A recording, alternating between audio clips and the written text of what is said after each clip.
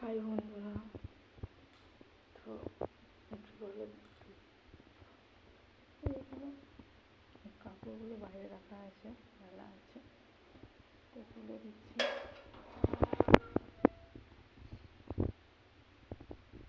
আছে এখানে মেলেছি, এখানে এত বকের বাচ্চা চারিদিকতে, পুরো ওইদিকে বকের বাচ্চা, এগুলো মেলে দিতে হবে ভিতরে। আজকে সাথে লঙ্কা ধরেছে, এই যে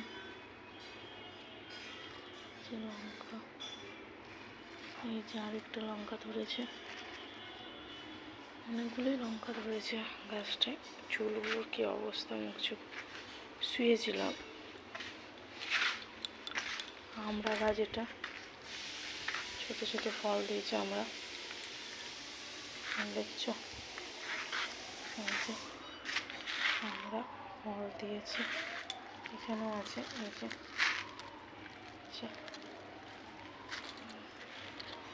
ছোট্ট ছোট আছে, বড় বড় এখনো হয়নি।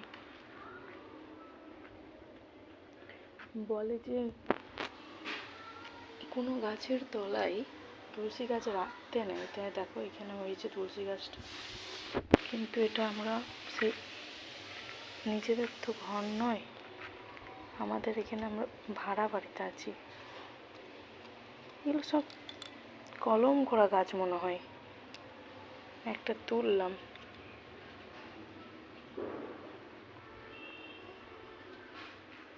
যাবো গাছে হাত দিই না চট করে, কারোর গাছে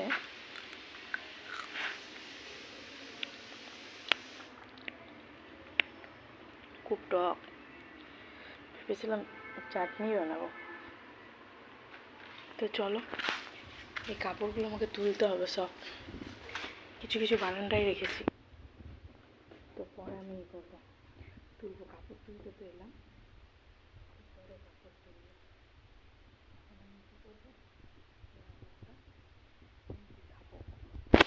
তো আমার মতন তোমরা কে কে টক পছন্দ করো? যদিও আমি হোমিওপ্যাথি ওষুধ খাচ্ছি, টক বন্ধ আছে, তা চট করে আগে ছোটোবেলায় অনেক তেঁতুল, নুন নিলাম, তেঁতুল অনেক কিছু জিনিস খেতাম, এখন আর অতটা মন যায় না। বড় হয়ে যাওয়ার সাথে সাথে অনেক কিছু জিনিস বড় হয়ে না, বিয়ে হয়ে যাওয়ার সাথে অনেক কিছু জিনিস চেঞ্জ হয়ে যায়, তো দেখি না কেমন লাগে অনেক দিন পর।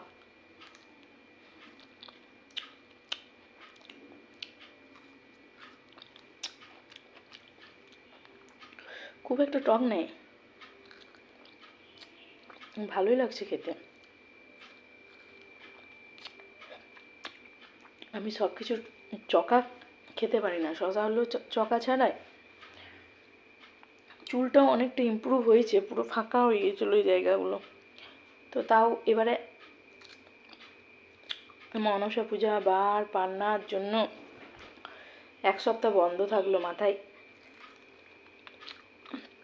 পেঁয়াজ রস দিতে, নাহলে বোন সেদিনকে পাঠিয়েছিল পেঁয়াজ রসের সাথে কি বলে জবা ফুল আর জবা পাতা, অ্যালোভেরা, তিনটে মিক্স করে লাগাতে।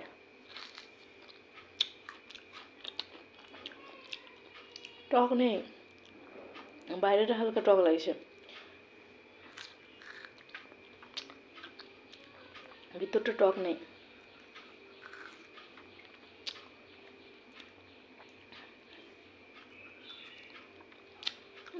বেশিরভাগ মন্দিরে পাওয়া যায়।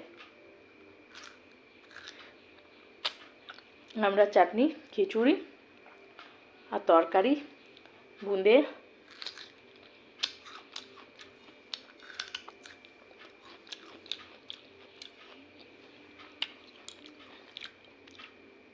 চলো কী করবো, রাখবো, রাখছি।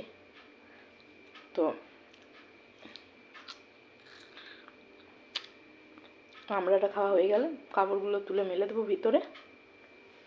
এখন একটা বাজেনি, একটা বাজতে 15 মিনিট বাকি আছে।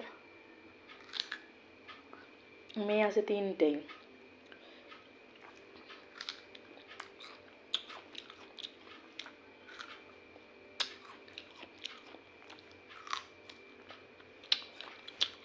শেষ সকালে।